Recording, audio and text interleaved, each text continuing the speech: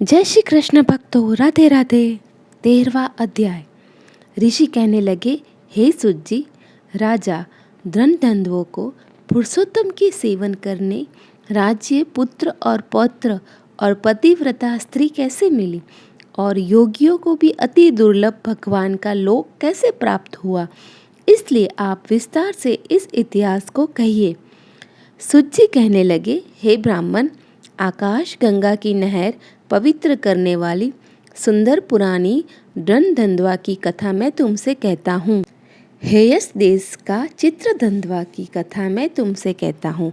Hayes देश का चित्रधन्वा नाम का विख्यात राजा था। उसका पुत्र महातेजस्वी, सब गुणों से युक्त, सत्य बोलने वाला, धार्मिक धनधन्वा नाम से विख्यात हुआ।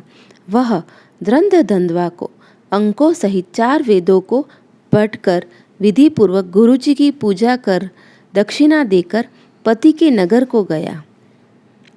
अपने नगर में रहने वालों को नेत्रों को आनंद उत्पन्न करते हुए उसने अपने पिता चित्रधन्वा को प्रसन्न किया। अब राजा चित्रधन्वा अपने मन में विचार करने लगे। वो सोचने लगे कि स्त्री, घर, पुत्र आदि छोड़कर मुझको भी वन में जाकर हरि का सेवन करना चाहिए। ऐसा मन में विचार कर समर्थ राजा धनधन्वा को सब राजपाट सौंपकर विरक्त होकर पुलस्त ऋषि के आश्रम में चला गया। वहाँ जाकर तप करने लगा। कितने ही काल तक तप करके चित्रधन्वा हरि के धाम को चला गया।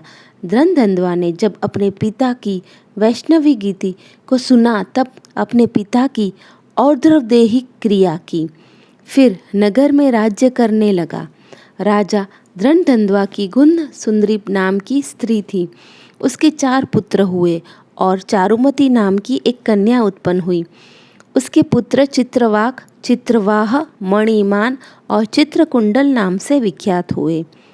श्री नारायण कहने लगे कि एक समय सोते हुए उस राजा के मन में यह विचार उत्पन्न हुआ कि मेरा यह सब वैभव किस पुण्य के प्रभाव से हुआ। न मैंने कोई तप किया, न दान किया, न कुछ हवन किया। अपने इस भाग्य का कारण किससे पूछूं? राजा के इसी विचार में सारी रात्रि व्यतीत हो गई। प्रातः ब्रह्म मुहूर्त में उठकर यथाविधि स्नानादि करके खड़ा होकर उदय होते हुए सूर्य को अर्घ्य देकर ब्राह्मणों को दानादि देकर और नमस्कार करके वह राजा घोड़े पर चढ़कर तत्काल शिकार के लिए वन में गया। वहाँ उसने शिकार किया। उसी वन में राजा धनधन्वा के बाण से घायल होकर एक मृग दूसरे वन में भाग गया। घायल मृग के शरीर से गिरते हुए रुधिर के निशानों से राजा धनधन्वा भी उसके पीछे पीछे गया, पर थोड़ी देर में मृग राजा की निगाह से ओझल होकर फिरते फिरते सागर के समान एक सरोवर को देखा। वहाँ तत्काल जाकर उसने पानी पिया। वही उसने अत्यंत घनी छाया वाला वटवृक्ष देखा। उसकी जटा में घोड़े को बांधकर राजा वहां बैठ गया। वहां पर वाणी बोलता हुआ एक सुख पक्षी तोता आया। राजा को अकेले बैठा हुआ देखकर वह शुक बार बार एक ही श्लोक बोलता रहा।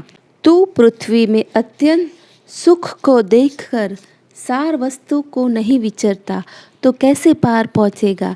ऐसे उनके इस रहस्यमय वचनों को सुनकर राजा को यही सोच हुआ कि बारंबार यह शुक ऐसे वचन क्यों कहता है। यह सुखदेव जी है।